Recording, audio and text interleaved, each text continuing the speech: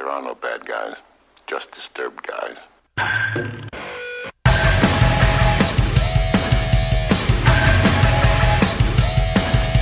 National college baseball writer for CSTV, Eric Sorensen.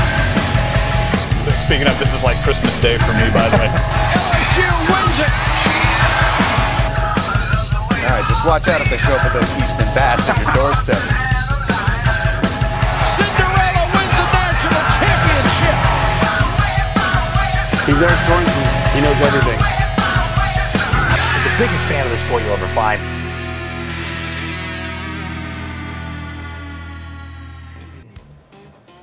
Hey there, college baseball fans. Eric Sorensen here, and I know what you're thinking. I know you're thinking that the SEC is the best college baseball conference in the country, and they always have been. However, you'd be shocked and surprised to find out that the SEC was not always the best conference. In fact, they were once considered a weak sister conference in college baseball circles. Back in the 1970s, when the states of Arizona and Texas and California were supplying all the national championships, the SEC only had a couple teams go to the College World Series: Mississippi State in 1971, Ole Miss in 1972, and Auburn in 1976. And again, they didn't emphasize the sport, and most of the time they didn't do very well in the sport, believe it or not. But that all started to change in the mid-70s. In the summer of '76, Mississippi State hired a guy named Ron Polk, one of my favorite coaches of all time, of course.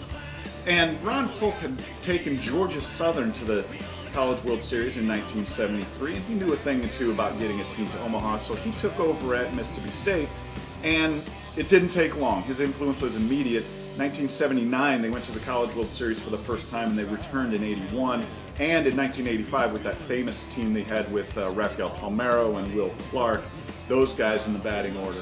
And Omahans really loved the Mississippi State fans. They were kind of a football-like crowd when they would come to Rosenblatt. They brought tailgating to the College World Series for the first time, and they also had their ubiquitous cowbells there. Omahans really liked them. They took to Mississippi State fans right away. In the meantime, the rest of the SEC was still pretty much playing catch-up at that point. So in the early '80s, LSU hired a new athletic director named Bob Broadhead. Now, Broadhead was brought in to replace the legendary Paul Dietzel, who was a national championship winning football coach at LSU. And Broadhead was not particularly a popular person. In fact, that's putting it bluntly. To put it bluntly, he was more of a bull in the china shop type of guy. He ruffled feathers with all the staffers there. Nobody really liked him. And one of the first things he did when he got the gig, he eliminated programs right away, like gymnastics, and the Larry Shakatano's very popular wrestling program was axed. And he also fired baseball coach Jack LeMabe.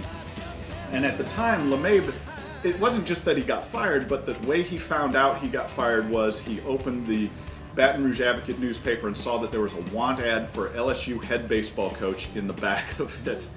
That was Broadhead's MO. He didn't care what people thought, and he just buffaloed people everywhere he went. Not a likable guy. One thing he did very well, however, in 1983 he reached back to his Miami roots where he was from, and he hired Skip Bertman to be the new baseball coach at LSU. Skip was an assistant with Ron Frazier at Miami for a number of years. Now, he introduced Bertman at the news conference, and Bertman's kind of, he's tall, he's kind of goofy, oddly built man, bald, which is horrible. And so he's not a very impressive looking guy. So a lot of people were just kind of like, okay, yeah, you brought in one of these guys, whatever. But Bertman was very smart. He did one thing that he did. He went to an LSU football game, and he took a look around, and he saw the wildly passionate fans that LSU had. They love a winner. And he also saw that the athletic department had piles of potential cash coming in that they would soon do. So he saw a lot to the situation, and he thought to himself, I really got something here. Sure enough, Bertman was quick to be able to also capitalize on Alex Box Stadium's bandbox dimensions, the high heat and humidity conducive to home runs, and the powerful aluminum bats, of course. So he started recruiting differently. Even though he was a pitching background kind of a guy, he brought in guys like Wes Grisham and Lyle Mouton, Gary Hemel, and a guy named Joey Bell, who would eventually change his name to Albert Bell in the pros. These were like linebacker type guys that could send the ball out just about at any time of the game. Fans love this. They embrace this guerrilla ball mentality that LSU had, and also some of the marketing ideas that Bertman learned from being an assistant under Ron Frazier. And all of a sudden, LSU was huge. It blew up. They went to the College World Series for the first time in 1986, but returned again in 87 and 89 and 1990 as well. It wasn't until 1991 that they finally won their first national title under Skip Bertman. And then, of course, as you know, they went on to win titles in 93, 96, 97, and 2000. And suddenly LSU was a monster, and it seemed like they could never be beaten in Omaha. Practically couldn't.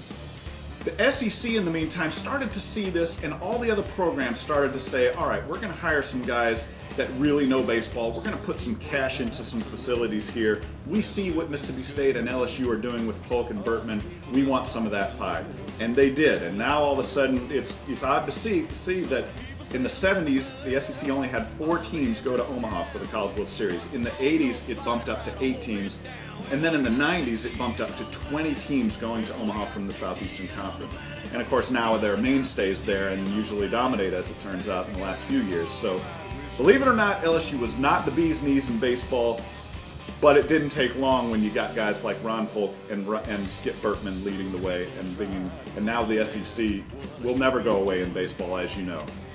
Until next time, for College Baseball, I'm Eric Sorensen. See you later.